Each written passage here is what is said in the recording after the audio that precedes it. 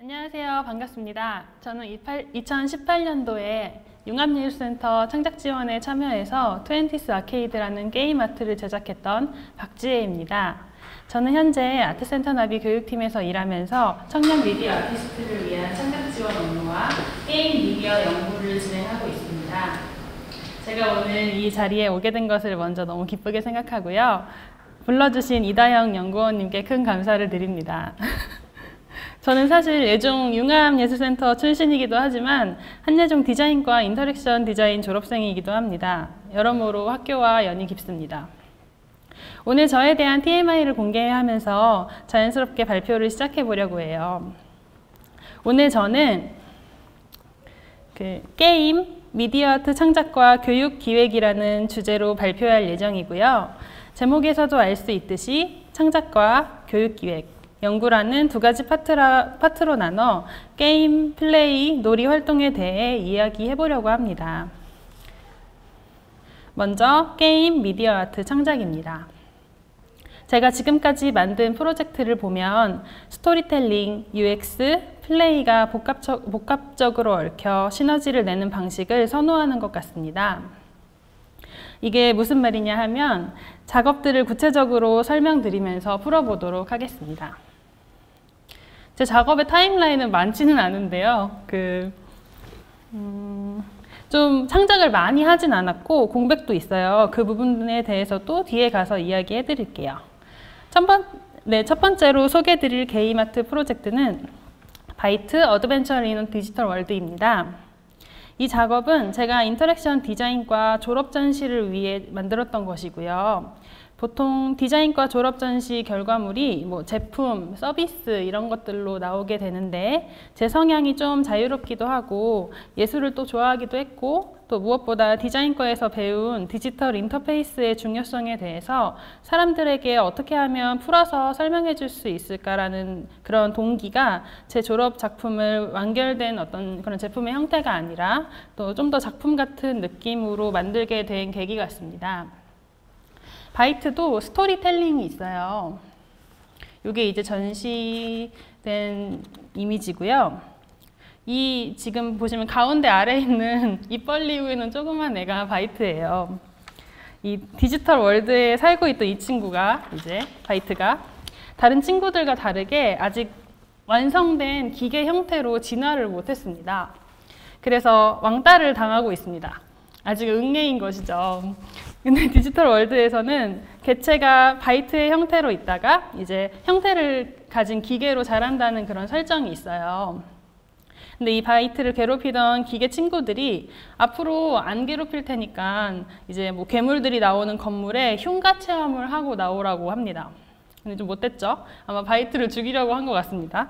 근데 바이트가 알겠다고 이제 다짜고짜 눈앞에 있는 관객한테 같이 가달라고 도움을 요청해요. 그럼 이제 전시장에 있는 관객들은 같이 가야겠죠. 그래도 이거 하러 온 거니까. 그래서 함께 모험을 떠나게 됩니다. 게임의 스테이지는 총 3가지로 이루어져 있어요. 일단 이 보시는 이미지처럼 제가 물리적인 공간에 이런 것들을 설치를 해놨고요. 또 별도의 컨트롤러가 있어서 컨트롤러를 누르면서 선택지를 선택을 하는 등의 인터랙션을 할 수 있어요. 그리고 이제 얘가 첫 번째 스테이지의 몬스터, 얘는 두 번째 스테이지의 몬스터, 세 번째 스테이지의 몬스터가 이렇게 생겼는데요. 제가 영상 보여드리면서 한번 쭉 설명드릴게요. 2015년 졸업작품이라는 점을 약간 감안해 주셔서 좀 귀엽더라도 양해해 주시면 감사하겠습니다.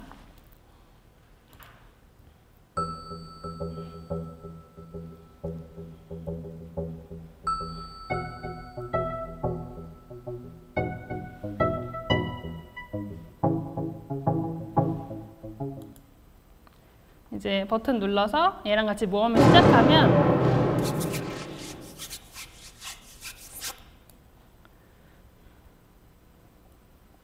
이렇게 게임에 대한 설명이 간단하게 나옵니다. 첫 번째 스테이지의 힌트는 손가락만으로 편하게 할 수 없을 걸 이에요.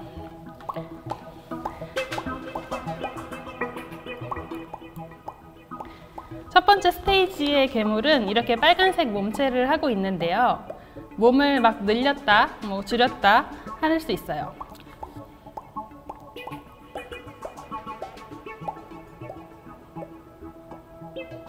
그리고 이제 바이트한테 몸을 막 늘리는 걸 보여주더니 얼굴이 화면 밖으로 나가버립니다. 그리고 얼굴을 찾아보라고 하는데 이제 이 디지털 괴물은 디지털 인터페이스 중 스크롤링을 상징해요. 그래서 저희가 디지털 기기를 다룰 때 정보를 보기 위해서는 손가락을 이용해서 이렇게 위아래를 올리잖아요.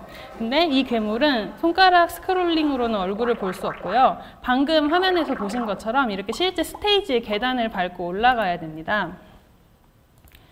그 계단 안에 이제 압력 센서가 있어서 그게 이제 감지가 되고요. 또 스크롤을 제가 이때 이 스테이지를 구상할 때 뭔가 스크롤을 손가락만이 아니고 어떤 좁은 작은 스크린 안에서만 하는 게 아니고 뭔가 몸으로 할 수 있지 않을까? 디지털 공간의 정보 탐색을 뭔가 이렇게 물리적인 것으로 할 수 있지 않을까라는 생각을 했던 것 같아요. 그리고 두 번째 괴물은 이렇게 화려한 색깔을 몸에 두르고 있어요. 근데 이제 별다른 말 없이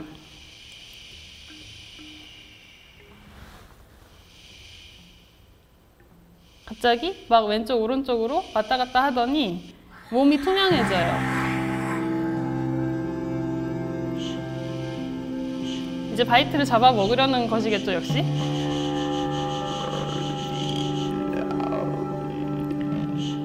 이게 지금 영상은 바깥을 기준으로 만들었는데 전시장 안에서는 이렇게 긴 매트가 있고 그 긴 매트의 양쪽에 압력 센서나 어떤 그 위치 감지 센서가 들어있어서 어디를 밟았는지 이제 알 수 있습니다.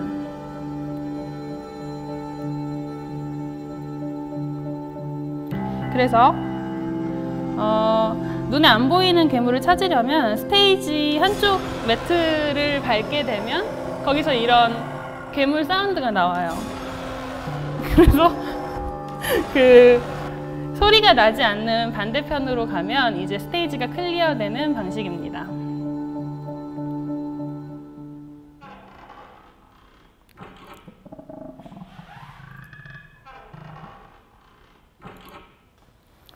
그래서 뭔가 이 괴물에 대한 이야기는 뭐 디지털 인터페이스의 대부분이 시각적인 것에 의존하잖아요. 그리고 그 당시에 이제 VR도 한창 유행 중이어서 왜 꼭 우리 눈을 다 덮어야 될까? 너무 답답한 거 아니야? 막 너무 이렇게 가상 공간에만 갇히고 디지털 기술과 우리가 함께 산다는 게 꼭 이렇게 뭔가 정복당하는 느낌으로 돼야 되는 걸까? 좀 시각을 어떻게 떨쳐버릴 수 없을까? 이런 생각을 하고 있었는데 그런 생각들을 약간 조금 비유적으로 담아냈던 몬스터였습니다.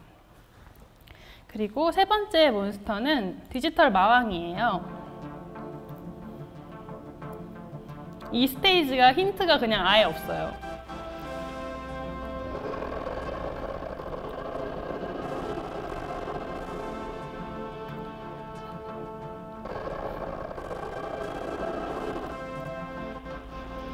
지금 20초 안에 해결을 해야 되는데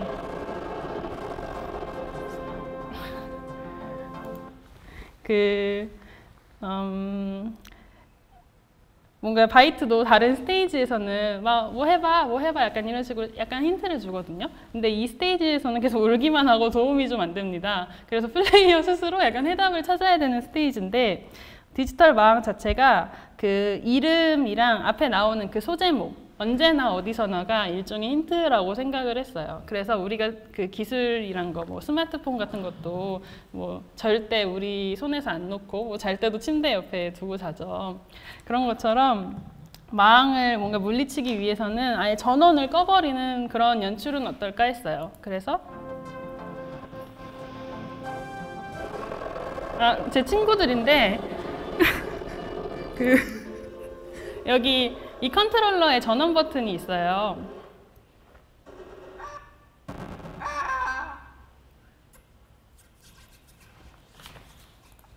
그래서 원래 이 컨트롤러에 있는 전원 버튼은 게임 이제 그만하고 싶어요. 종료할 때 사용돼요. 그래서 다른 스테이지에서는 이 전원 버튼을 누르면 그냥 첫 화면으로 초기화가 되거든요. 근데 이 마왕이 나오는 스테이지에서는 특수한 기능으로 이렇게 마왕을 무찌를 때 사용할 수 있게 됩니다. 그래서 뭔가 디지털 기기에 매여 사는 현대인에게 진정한 해방이란 기계를 내려놓고 전원을 꺼두는 것이 아닌가 이런 생각을 가지고 웃기죠? 그런 생각을 가지고 만든 스테이지입니다. 그렇게 이제 모든 괴물들을 다 물리치고 바이트랑 이제 옥상으로 올라와서 이야기를 나누게 돼요.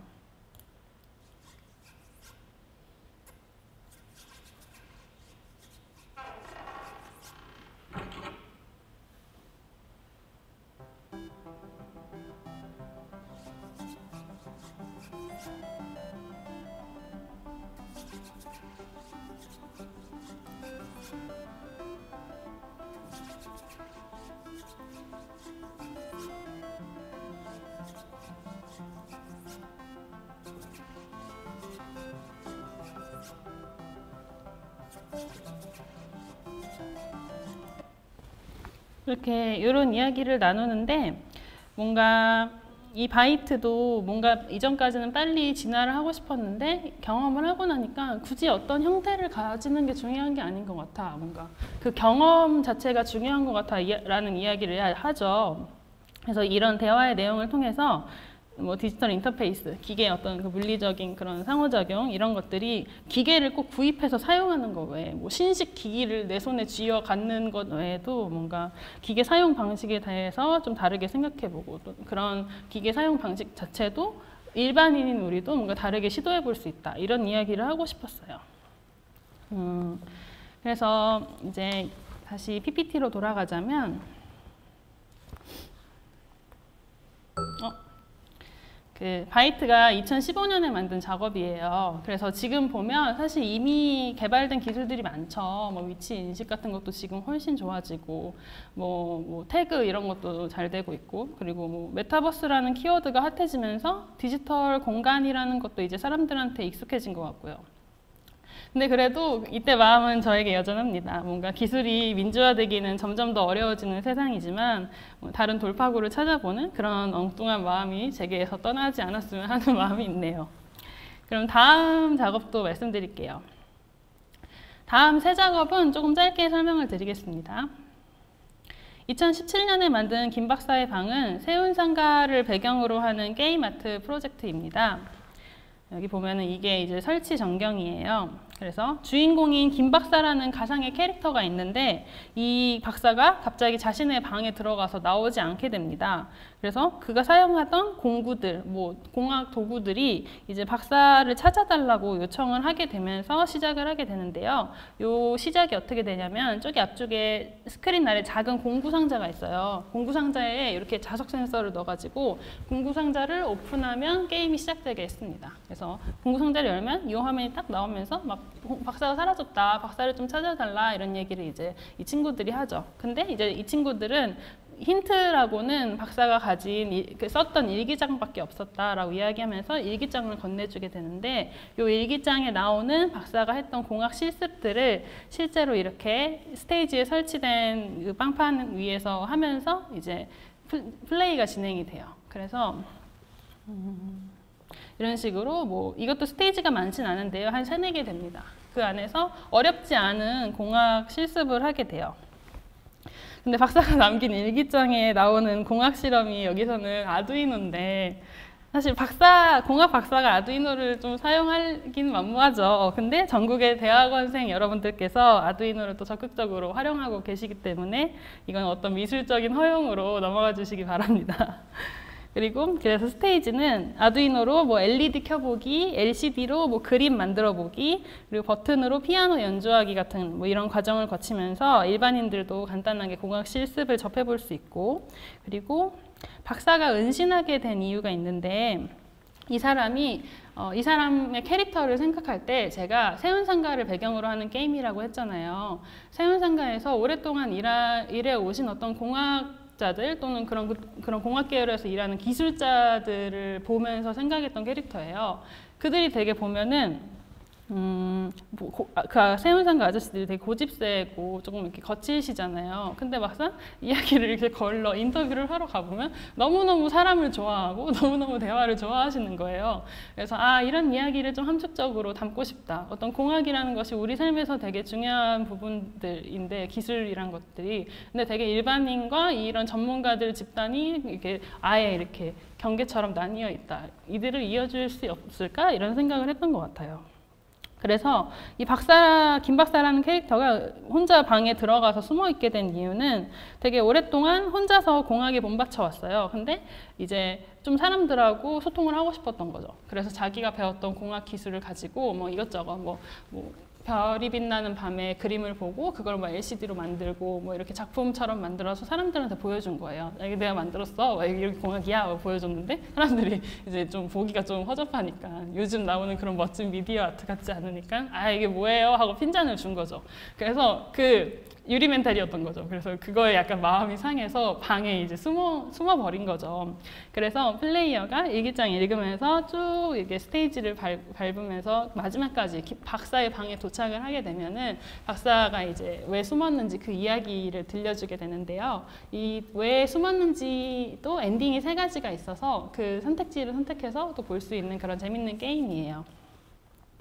그리고 다음으로는 같은 해에 만들었던 멸종위기종이라는 작업인데 2017년에 만들었지만 그 전해였던 2016년에 이세돌 알파고 대전도 있었고, 뭐 인공지능이 인간의 노동을 대체할 시기가 막 드디어 온다 이런 얘기도 좀 언론을 통해서 오고 가던 때였고, 그 이야기를 들으면서 뭔가 노동이라는 것이 인간에게 뭐 속박이 아니라 뭐 너무 꼭 뭐든지 벗어나고 싶었던 그런 게 아니라 누군가한테 그 노동 자체가 되게 의미 있는 삶이었을 수도 있잖아요. 그래서 특히 한 분야의 장인이었거나 종사한 지 오래된 분들의 경우는 또 더 그렇죠. 근데 장인의 노동에는 단순히 어떤 노동이라는 활동뿐만 아니라 고유한 리듬이 있을 거라는 생각을 했어요.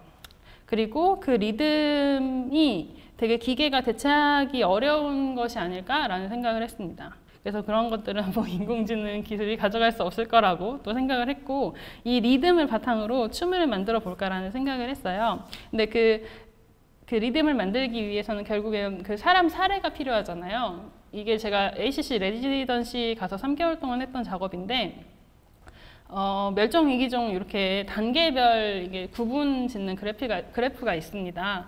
그래서 보면은 뭐 절멸, 야생절멸, 위급, 위기, 취약, 주니어, 관심대상 이런 식으로 등급이 있는데, 제가 이제 또 그 어린 마음으로 실제 인터뷰들을 섭외하고 이들을 나름 이렇게 등급을 나눠본 거예요.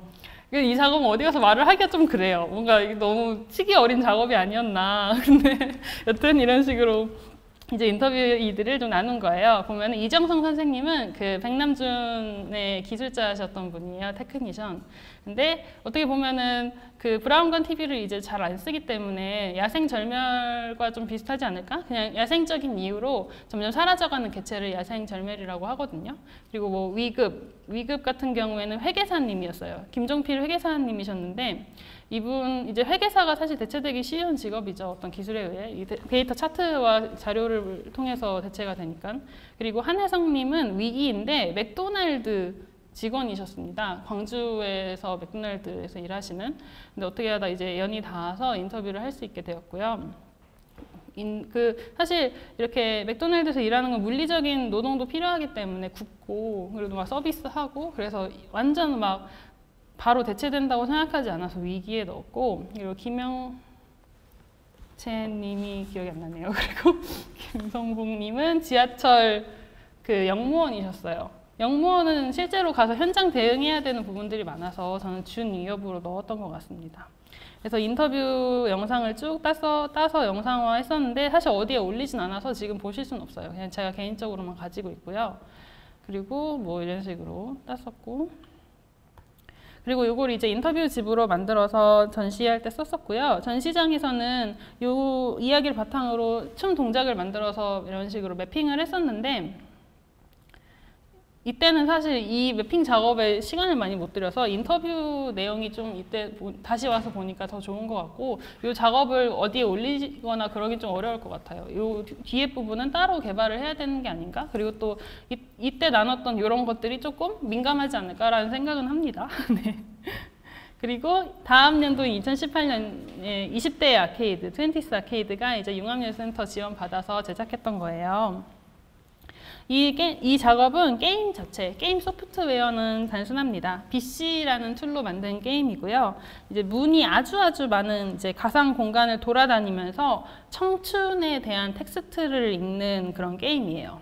그래서 이 작업을 통해 새롭게 시도하고 싶었던 부분이 뭔가 게임의 공간 확장이었는데, 그게 뭐였냐면 이런 사진에서 보시는 것처럼 이제 게임 디바이스 거치대 안에 이제 PC가 있어요. 이 조이스틱이랑.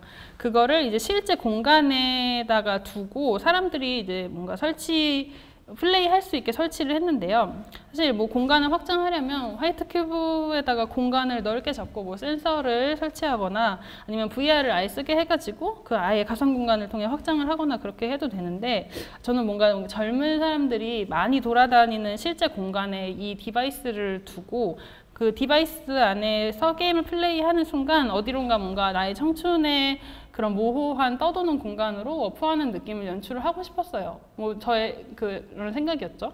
매직 서클이라는 게임 용어도 있듯이 게임을 하는 순간 뭔가 게이머는 어딘가로 이제 뭔가 워프한다는 그런 느낌이었는데, 이 게임 그 내용도 조금 제가 이제 20대 후반이었어요. 그래서 좀 우울하기도 하고 뭔가 작가 생활이 힘들기도 하니까 내 20대가 가는 것을 조금 아쉬워하는 마음으로 그런 부유하는 청춘에 대한 것들을 이제 아카이빙 한다는 느낌으로 만들었던 게임 작업이었습니다.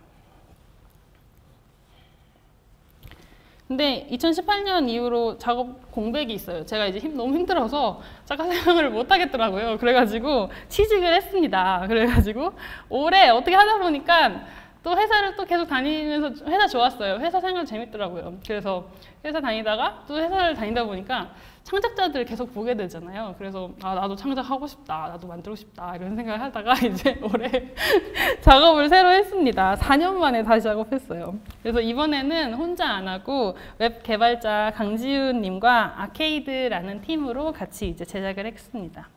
이번에 만든 작품 이름은 마음의 페어예요. 마음의 페어는 2050년경 미래의 평범한 가정집 거실 공간을 비유적으로 이루는 표현입니다.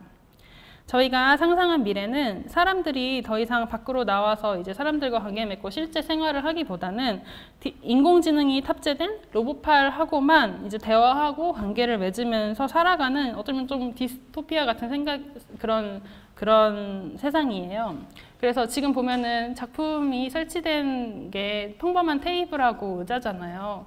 이게 그래서 어떤 사람이 살았던 평범한 거실인데 그 사람이 죽어서 이제 여기가 폐허가 됐다라는 좀 장치로 사용을 했어요. 그래서 여기 지금 화면에 보시는 것처럼 게임을 시작하려면 테이블 위 버튼 중 아무 것이나 누르세요 이렇게 나오는데, 요거를 한번 저랑 보시죠. 웹으로 개발된 게임이라서 이제 이 화면이 아까 그 화면에서 사진에서 보셨던 화면이에요. 그래서 이제 게임 시작하려면 테이블 위 물리 버튼을 누르면 되는데, 누르면 이렇게 당신의 친구 시스템이 가동합니다 라고 뜨고, 그 로봇팔 왼쪽에 터치 센서가 있는데 여기에 손가락을 올리면 이제 진짜는 아니고 가짜로 AI 시스템이 당신의 정보를 스캔한다고 이렇게 떠요. 그래서 이제 복구를 시작하는 거죠.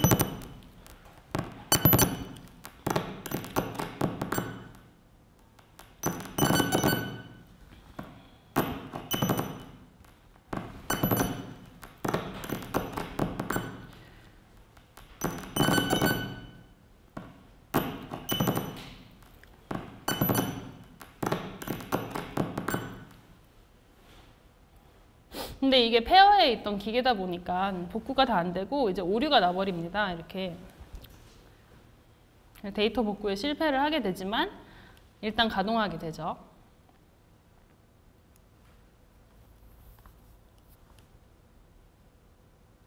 그래서 가동을 하면 이렇게 인공지능 OS가 나와서 인사를 해줘요. 그리고 이제 뭐 자기소개를 하고 이 친구가 계속 관객한테 말을 걸어요. 너 이거 좋아하지? 너 네가 원하는 게 뭐 이거지? 너 치킨과 떡볶이 원하지? 너 고양이가 너한테 애교 부려줬으면 좋겠지? 너 막 진정한 사랑을 원하지? 이런 식으로 막 계속 물어보는데 사실 이 말들은 뭔가 이 기계가 너무 낡고 망가져 버려서 다 잘못된 이야기들을 계속 말을 걸어와요. 막 지금 보면은 제가 어린아이 여성이 아니잖아요. 근데 잘못 스캔을 해서 어린아이 여성이구나 라고 하는 거죠. 그런데도 불구하고 그냥 시스템에 입력된 그런 어떤 커맨드 멘트를 계속 날립니다. 너가 막 원하는지 뭘 알고 있다고. 그래서 어디 한번 얘기해보라고 하면 뭐 친구와의 우정, 그럴싸하죠. 저는 이걸 원하는 것 같아요. 그랬더니 이제 부끄러워하지 마라. 내가 한 말이 맞지? 뭐 이런 식으로 계속 깐죽깐죽거립니다. 그래서 자기 데이터 스캔 기능이 정확하다고 하면서 자세하게 이야기해보자면 뭐 이런 어떤 인간의 욕망에 대한 것들을 계속 막 자기 혼자 막 얘기를 하는 거예요. 그래서 이제 저는 짜증나게 하지 말을 선택을 해보겠습니다. 그러면 이제 막 그 관객을 달래듯이 막 알겠어 알겠어 하면서 접시 위에 있는 VR을 써보라고 해요. 여기서부터는 PPT로 쭉 보여드릴게요. 보면은 이 친구가 아까 보여드렸던 인공지능 OS 캐릭터고, 그리고 이런 식으로 현장에서 하시면 이런 것도 보실 수 있어요. 그러니까 이 멘트에 맞춰서 동작이 있어요. 뭔가 그 미래에 살았던 사람들은 진짜 물리적인 인터랙션 하기보다는 막 얘가 쓰다듬어주고 막 이렇게 막 만져주고 이런 것들을 하면서 살았다는 가정을 하기 위해서 이런 로봇파를 제작을 했어요. 그래서 VR을 쓰게 되면은 VR 월드 안에서 막 이 인공지능 OS 친구가 이제 몸을 가진 형태로 나오게 되고, 이 얼굴에 막 계속 이 얼굴 지금 보시는 것처럼 인공지능 달리로 생성한 이미지가 랜덤으로 막 출력이 되는데, 이 이미지들도 다 인간의 욕망에 대한 거예요. 뭐 아름다운 외모, 몸매, 뭐 따뜻한 가족, 맛있는 음식, 이런 것들이 계속해서 나오고, 막 어느 순간이 되면 이 구간이 무한 루프 구간에 빠져들게 됩니다. 그리고 음악도 원래 나왔는데 갑자기 막 글리치 같은 그런 사운드가 나와요. 그러면은 사실 VR을 쓰고 있는 관객은 기분이 좀 그렇죠. 이게 콘텐츠라고 보라고 만든 건가? 약간 그런 생각이 들 수도 있고, 이제 슬슬 지겨우니까 벗게 되겠죠? 그러면은 이제 VR을 벗어서 다시 접시 위에 올려놓으면 그 인공지능 요 친구가 미안하다고 사과해요. 아, 너가 이거 좋아할 줄 알았다고. 근데 나랑 살던 사람들은 그냥 이런 거 좋아했는데 왜 넌 싫어하는지 모르겠다고 약간 이렇게 난처해하면서 그냥 이 게임은 종료가 되게 됩니다. 원래는 조금 더 스토리 라인을 좀 복잡하게 만들려고 했었는데 이게 제작 기간이 한 달밖에 안 돼서 모든 걸 다 하려다 보니까 조금 간소화된 형태로 이렇게 완성이 되었고, 뭔가 이 작업을 만들면서 했던 생각에 대해서 쭉 설명을 드리면, 요즘은 되게 플랫폼 서비스, 뭐 배달의 민족이나 뭐 숨고 뭐 이런 식으로 플랫폼 서비스들이 되게 잘 나와 있죠. 그래서 근데 이런 걸 통해서 나의 니즈를 채울 수 있는데, 또 한편으로는 뭔가 친구한테 이렇게 물어봐서 뭔가 어떤 나의 친밀한 관계를 통해서 뭐 이렇게 해결하기보다는 뭐 관계를 용역화하고 서비스화해서 뭔가를 해결하려는 뭔가 현대인들의 그런 성향도 강해지는 것 같고, 그리고 또 인공지능, 뭐 알고리즘 추천 시스템이 우리 삶을 확실하게 편하게 해주는 것 같기도 하면서도, 또 한편으로는 뭐 유튜브에 맨날 똑같은 거 나오는 것처럼 좀 나를 단조롭게 하는 것 같다고 느꼈어요. 그래서 계속해서 이런 식으로 뭔가 사람들이 그냥 그 발전되는 걸 그대로 받아서 쓰는 식으로만 이렇게 인공지능 기술 서비스들이 발전을 하면 이런 디스토피아가 올 수도 있지 않을까라는 또 생각을 가지고서 만든 세계관이었고요. 그리고 이번 작업의 또 재밌는 부분은 이제 VR을 처음부터 보통 이게 VR 작업이면 VR을 쓰고 도우미가 장착을 해주고 이제 그 안에서 콘텐츠가 실행이 되고 그러고 나서 벗으면 끝나는 식이잖아요. 근데 그게 아니고 뭔가 인공지능과 이야기를 이렇게 버튼 선택으로 이야기를 나누다가 관객이 또 VR을 접시 위에서 들어서 스스로 착용을 하고, 그리고 또 스스로 벗게 되잖아요. 자기가 벗고 싶은 타이밍에. 그래서 그런 인터랙션을 설계를 했는데 이 부분이 되게 재밌는 것 같아요. 그래서 전체 과정 자체, 뭐 버튼 선택, 그리고 뭐 이렇게 로봇팔과의 이런 뭐 인터랙션, 그리고 VR을 쓰고 벗는 이런 것들, 이 모든 과정 자체가 주제 의식을 강화하는 데 사용이 되고 있어서 되게 재미있는 것 같아요. 어제 이제 DP를 막 맞춰가지고 사진이 많이 없는데, 그래서 그래도 꽤 마음에 드는 작품입니다. 이거 좀 더 발전시키고 싶어요. 그래서 저는 이제 앞에서 뭐 스토리텔링, UX, 플레이가 복합적으로 얽혀서 시너지를 내는 방식을 선호한다고 말씀을 드렸었잖아요. 근데 뭔가 제 작품 이야기 듣다 보니까 뭔가 어떤 건지 느낌이 좀 오지 않으신가요? 뭔가 이야기도 그리고 뭔가 인터랙션도 전체적으로 이렇게 맞물려 있다는 느낌이 좀 드시죠? 전 이런 걸 좀 좋아하는 것 같아요. 뭔가 미디어 아트가 미디어 아트 안에서 어떤 미디어라는 게 그 주제를 상영하기 위해서 존재를 하는 게 아니고 작업의 주제를 그 매체를 통해서 직접적으로 이야기할 수 있는 작품을 계속 하고 싶어요. 또 제가 다루는 작업의 이야기들이 대부분이 인간과 기술, 뭐 기술 문화, 어떤 그런 것들에 관련된 것들이기 때문에 이 공식도 성립을 할 수 있는 것 같습니다. 뭔가 제가 2015년에 바이트를 제작을 하면서 뭔가 이제 어리잖아요. 막 대학교 안에 있고 그러니까 기술이 우리를 막 해방하는 그런 미래를 꿈꿨어요. 근데 그렇게 되기 어렵다는 거를 나이를 먹을수록 느껴요. 또 한국에 살아가면서 느낍니다. 세상은 되게 자본이 주도하는 구조 안에 이렇게 잠식되기 너무 쉽고 또 우리는 거기에 너무 쉽게 그냥 끌려가듯이 살게 되고 그리고 뭔가 미쳐 보이는 사람들을 욕하기가 너무 쉬워요. 근데 또 다른 시도를 하는 건 너무 어려운 거죠. 그래서 미쳐 보이는 그런 자들은 어쩌면 되게 용감한 사람들이다라고 생각을 하고요.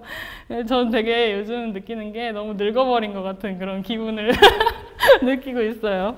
그래서 뭔가 맨 처음에 보여드렸던 바이트랑 지금 보여드린 마음의 페어가 느낌이 좀 다르죠. 뭔가 바이트에서 뭐 희망적이고 뭐 가능성이 있을 것 같아 이랬는데 이 마음의 페어에서는 막 이상한 인공지능이 막 반복되는 루프 이미지 보여주면서 이게 네 미래야 막 이러고 있는 거예요.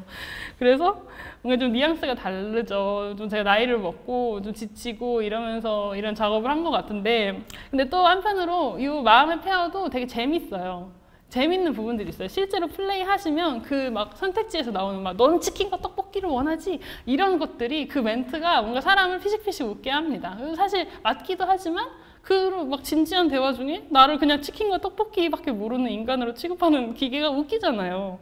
그런 것들을 통해서 제 작업 속에서 뭐 뉘앙스가 어떻든 저는 유머를 잃고 싶지 않다는 생각을 하는 것 같아요.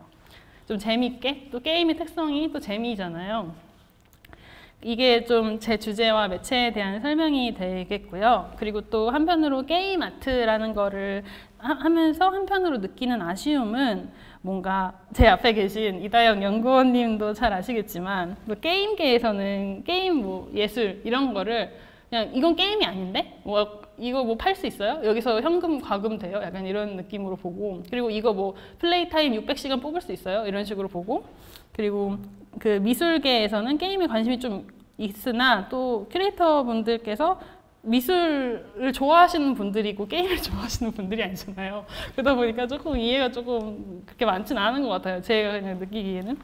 그래서 제가 나름 있는 고민은 뭔가 제 작업은 저는 좀 재밌다고 생각해요. 자신이 있어요. 되게 인터랙션 설계도 잘 돼 있고 또 전시장이라는 공간을 고려해서 짧게 즐길 수 있게 또 잘 제작이 된 작업들이라고 생각을 하는데 근데 뭔가 이게 어린이 과학관에 들어가는 컨텐츠처럼 조금 이렇게 비주얼적으로는 보이는 게 조금 아쉬운 것 같고 뭔가 그렇지만 뭐 비주얼도 비주얼이지만 경험 설계, 이야기, 인터랙션 이런 것들이 재미있으니까 뭐 괜찮지 않을까라는 생각을 하면서 뭔가 굳이 꼭 나도 다른 사람들이 하는 것처럼 해야 될까? 그냥 이 유치하지만 인공지능 눈알 캐릭터 같은 거나 그리고 뭔가 이렇게 디바이스도 같이 움직이는 뭔가 이런 유쾌한 작업을 계속 해도 되지 않을까라는 또 그런 생각도 해봅니다. 최근에 제가 테이트 미술관장 마리아 발쇼가 했던 인터뷰 내용에서 마음에 들었던 부분이 있는데 미술관은 모두가 동의하지 않아도 되는 사회의 몇 안 되는 장소라는 말이 되게 마음에 들었어요. 뭔가 미술관에서 다양한 형태, 또 우리 세대가 좋아하는 그런 미디어 형태의 작업들이 좀 더 전시되고 보여줬으면 좋겠어요. 사실 그 어떤 걸어두고 보는 스크리닝 작업도 좋고 회화도 좋지만 또 이제는 점점 더 게임을 어릴 때부터 하면서 자라나는 세대들이 많고 제 또래도 그렇잖아요. 20, 30대들. 그러니까 이런 게임형 작업들이 좀 더 미술관 안에서 선보여줬으면 좋겠고 사실 2015년 그쯤 할 때는 되게 뭔가 이해받지 못하고 있다라는 생각을 했었어요. 특히 뭐 제가 졸업작품 할 때는 뭐 교수님이 나는 게임에 대해서 피드백을 해줄 수 없다. 뭐 이런 얘기까지 저한테 했으니까 뭔가 좀 답답했죠. 소통할 수 있는 어른들이 없다는 좀 생각을 하면서도 그래도 게임 쪽으로 뭔가 해볼 수 없을까 해서 이런 뭐 루트를 제가 밟아왔던 것 같고 저는 그 큐레이터님들의 연락을 기다리고 있습니다.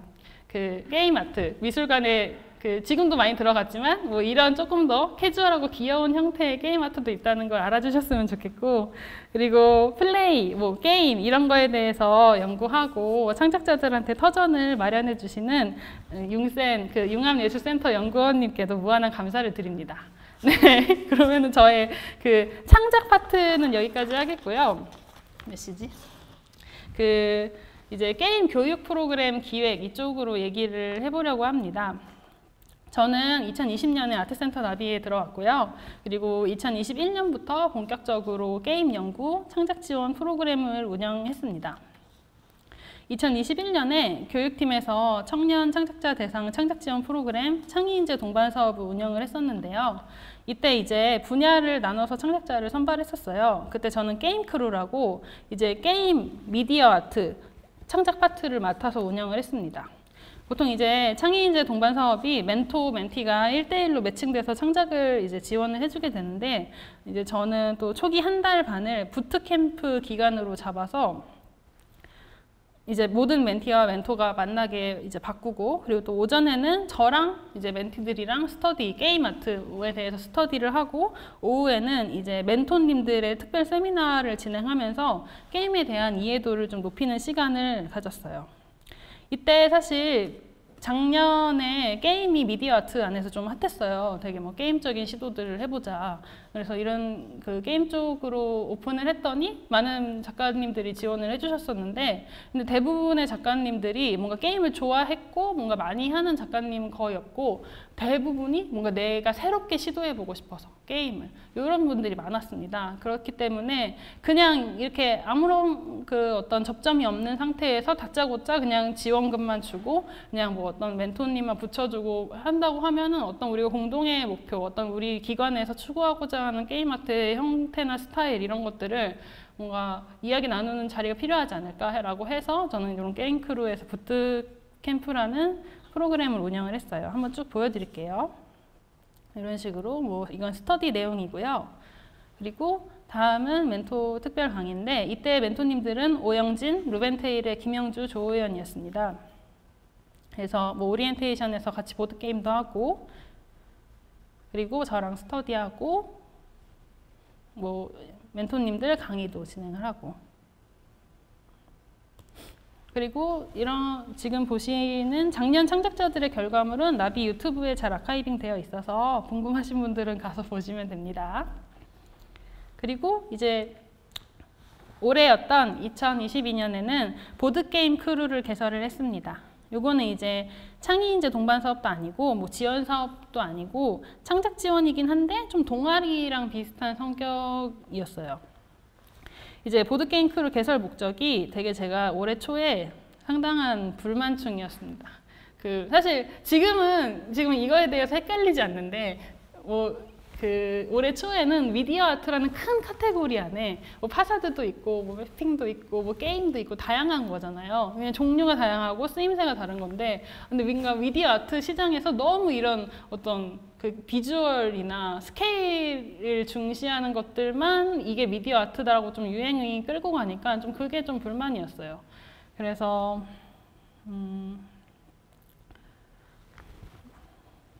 뭔가 작품에서 제가 생각하기에 중요한 부분은 뭔가 그 작업이 담고 있는 주제의식이나 뭐 미디어 아트 안에서의 미디어 인터랙션 설계. 왜냐하면 미디어 아트니까 미디어 인터랙션이 재밌을수록 좋은 거잖아요. 그래서 좀 참신할 수도 좋은 거고. 그래서 그런 것들을 이제 교육할 필요가 있다고 해서 이 프로그램을 개설을 했고요.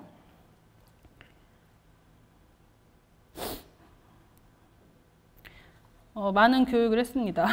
근데 웃긴 게 제가 총 6명을 선발을 했는데 이 중에 1명만 미디어 아티스트고 나머지는 보드게임에 관심 있는 일반인이 왔어요. 그래서 좀 묘한 프로그램이었습니다. 미디어 아티스트는 역시 돈을 안 주면 안 되나? 약간 이런, 돈을 안 줬었거든요, 이 프로그램은. 그래서 좀.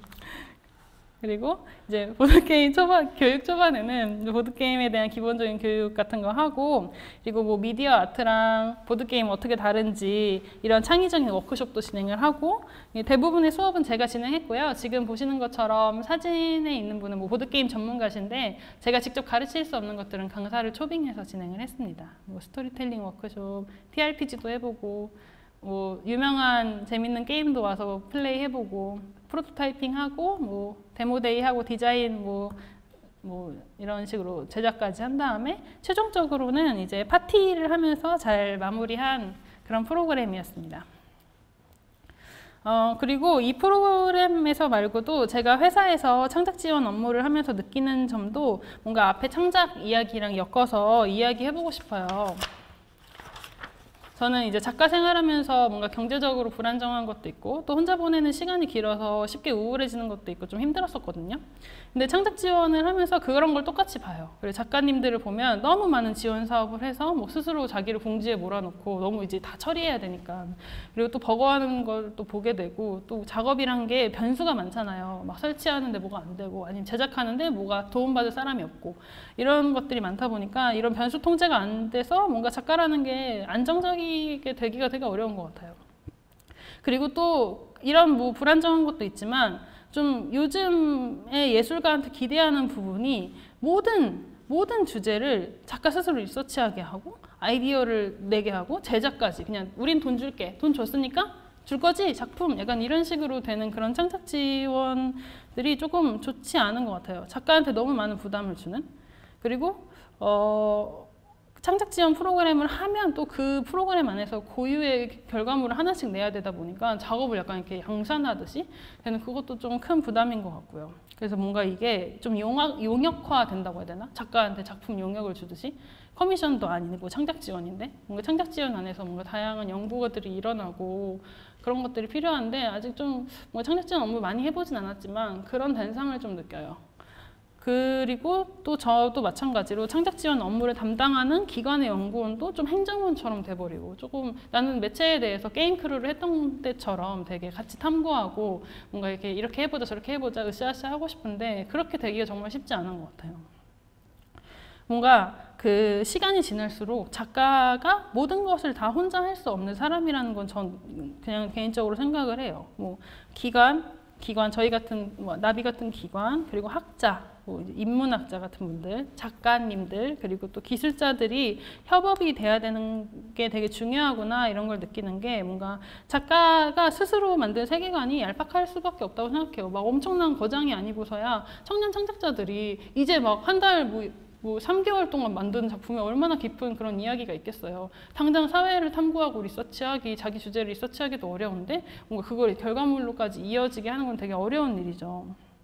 그래서 그런 부족한 깊이를 혼자 하는 게 아니라 학자에게서 배우고, 그리고 학자들도 작가의 창의적인 발산을 지지해주고, 그리고 또 기술자도 새로운 가능성을 예술가들의 작업을 통해서 경험하고, 뭔가 기관의 연구원들도, 저 같은 연구원들도 미디어에 대해서 이제 연구한 것들을 작가들한테 가르쳐주고, 트렌드라는 게 있잖아요, 사실. 근데 그 트렌드를 그냥 개인 혼자 알기는 어려우니까 기관 연구원들이 또 공부해서 가르쳐주고. 그리고 뭐 저는 그래서 지금의 뭔가 제 포지션이 되게 좋아요. 그래서 연구원으로도 있고 또 창작도 할 수 있는 이런 저의 상태가 좋고, 뭔가 그래서 창작 지원 업무 제가 뭐 이제 2년째 하고 있거든요. 그래서 많이 해보진 않았지만 앞으로는 좀 서로가 서로에게 용역이 되지 않는 그런 창작 지원을 좀 하고 싶습니다.